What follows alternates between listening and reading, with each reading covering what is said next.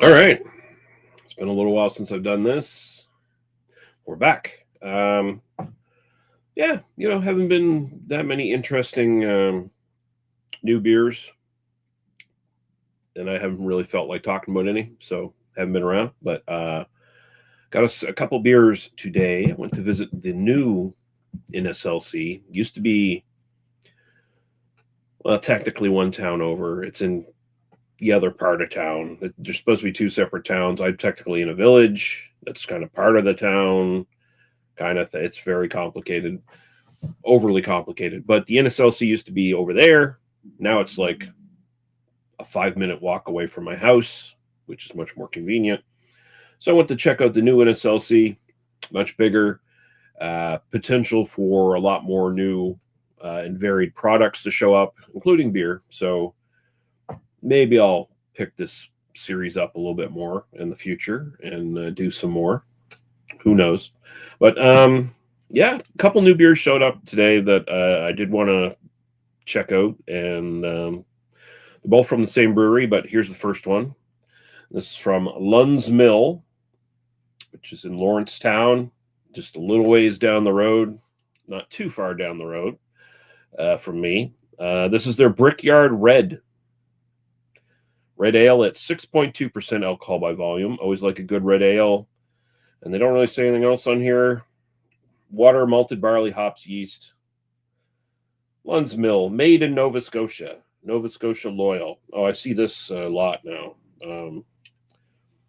There's a little made in Nova. It's not going to focus on that. I should have this in 1080p, I guess. Maybe then it would focus on that, or it would show up better. But trust me, that's what it says. It's a little symbol. I see it everywhere in the store I work at now,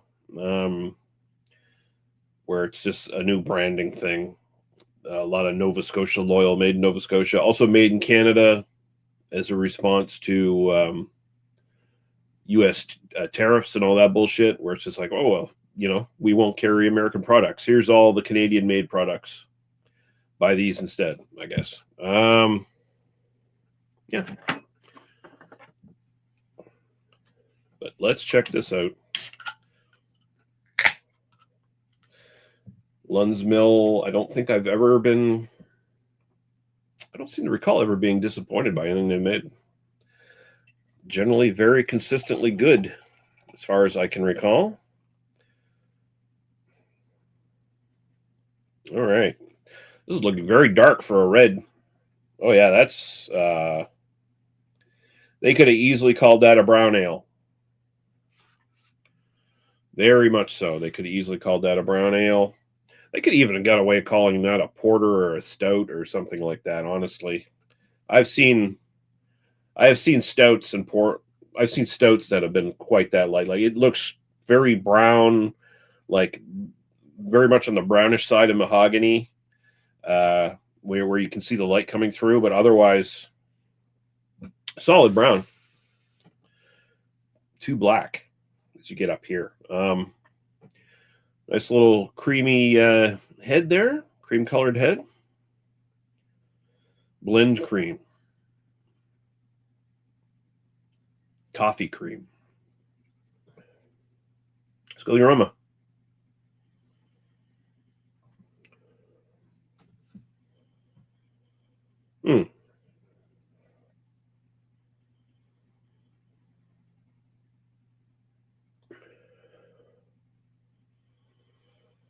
So it smells like they're definitely going for a more traditional Irish ale, as far as like an Irish red or something along those lines, compared to like a more modern North American style red ale, which would have a lot more hops going on in it.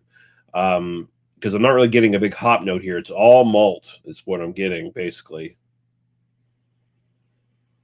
And it's not an intense malt either. It's not like it's a big sweet like caramel malt or anything like that. It's a very kind of light, kind of toasty grain, slight caramel kind of malt smell on it. So it smells like a very nice Irish red, basically, is kind of where it's sitting.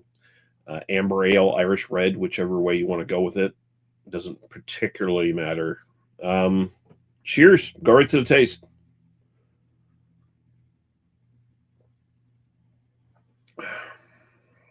Hmm.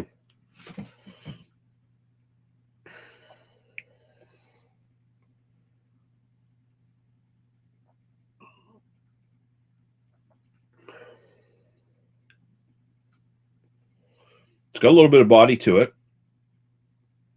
I'd say about medium bodied. Um, it's nice. The flavors aren't big or intense. It's a very kind of laid back Irish red in style, sort of. Maybe a little sweeter than like what an Irish red tends to be. Irish reds tend to be a little bit more earthy. This has a little bit more sweetness going on, but it's a very I'm kind of splitting hairs, even talking about it. Um, Good caramel note there. Good grainy, toasty, bready kind of note.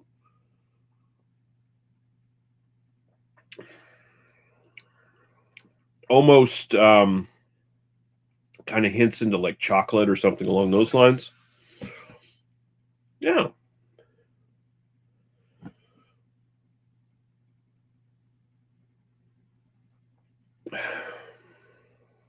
It's not bad. Finish is kind of dry. Not a big finish on it or anything like that. A little bit of earthiness, a little bit of dryness. Mostly just disappears though, and it's not a lingering anything going on. Not a big bitterness or anything like that. It's nice. It's very tourist friendly, I would say.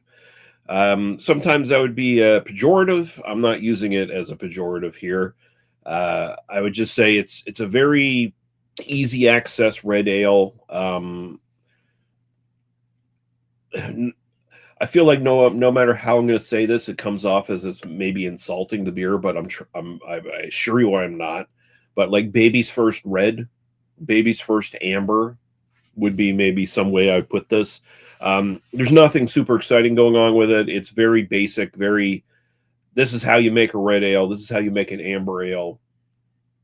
Hits all the standard notes you need, but doesn't do anything exciting.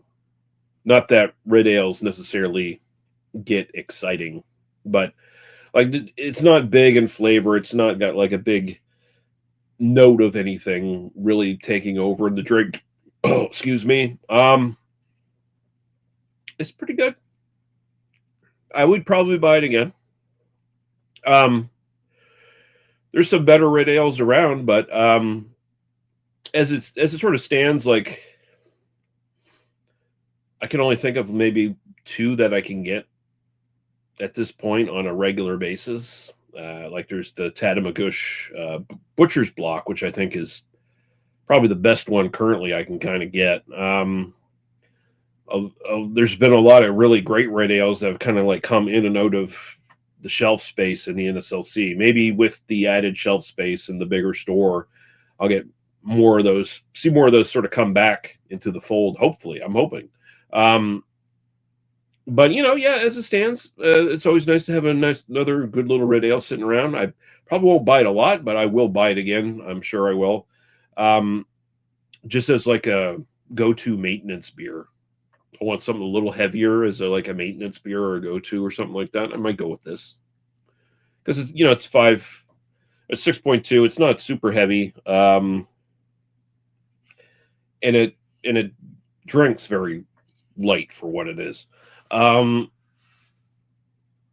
Style wise, 7. I think that's more than fair. It's good, but it doesn't do anything exciting. Doesn't go anywhere. It's very much just like sitting in its place. This is the textbook what the style is supposed to be. That's kind of usually where I think of it in my mind. Like if you get like a 7, between a 7 and an 8, you're kind of sitting in that window of like, yes, you've hit all the points, you've hit all the marks, you've hit the style guide or whatever the fuck. A Cicerone would drink this and say, yes, these are all the BJCP blah blah blah textbook notes for this stuff. But does it do anything exciting. You know, I leave the extra 2 or 3 points on the end there for like, hey, this does something that's like blowing my mind for a red ale, or you know, whatever. It doesn't do that. So 7, I think, is a good style grade on this. Personal preference, I go 7. I got nothing against it, and like I said, I'd buy it again, and I probably will buy it again. It's again, it's not super exciting. It's good. I feel like I'm belaboring this. I'm repeating myself, and I should get out of here when I do that. But it's good. It's very good. Well done, Lunn's Mill. They continue to make interesting and good, solid products.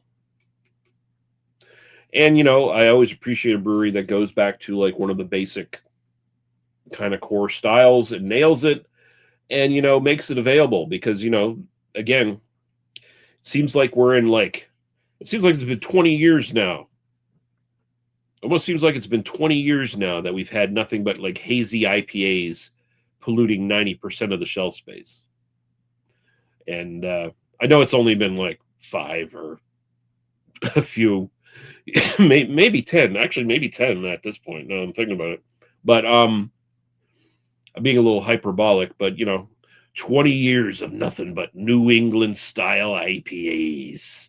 Arr, I hate it. So whenever a more standard kind of thing shows up, I'm going to gravitate towards it. All right.